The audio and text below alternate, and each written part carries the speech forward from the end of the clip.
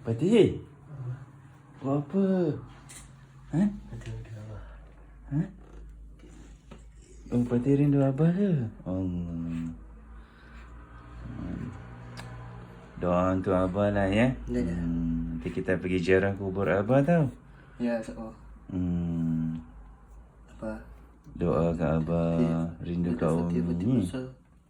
Kalau Fatih tu mati besar. Sama mati besar.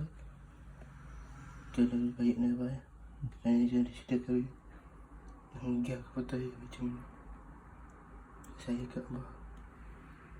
Dan dia pukul ini ada. Ni, saya kat Abah. Mana cerita-cerita. Tengah sama tu ya. Ni. Oh, tu dah maaf tu. Saya salah tu. Jadi kerja kat Ayuan dia salahkan jadi. Kalau dia tu ni kena mati syurga kan. Janganlah, Fatih jangan matilah. Fatih, Fatih jangan mati. Nanti bawa rindu lah kat Abah. Doalah kat Abah. Dia boleh sama dia mati. Dia betul-betul. Kita kerja, kendai. InsyaAllah. Jadi situ ni dah betul-betul. Fatih meninggal. Abah, Umi, kerana Ayuan. Dan nak pukul tadi tu. Dia saya akan untuk. Saya ke Abah. Sini sikit. Okey. Fatih kena sikit eh.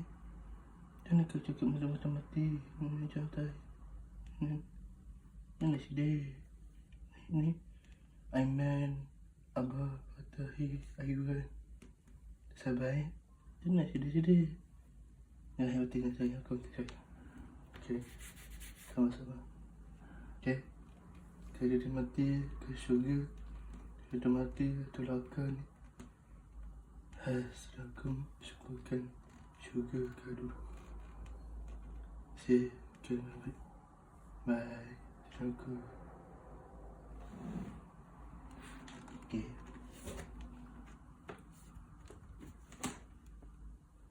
Dia mati-mati, syurga kan. Mati kan neraka.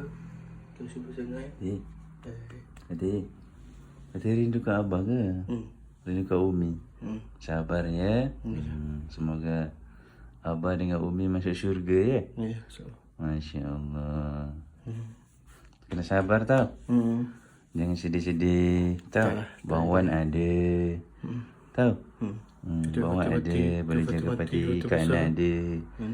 Abang Sidin ada. Tau. Jangan sedih-sedih ni. Dia Fatih mati yang besar. InsyaAllah kan.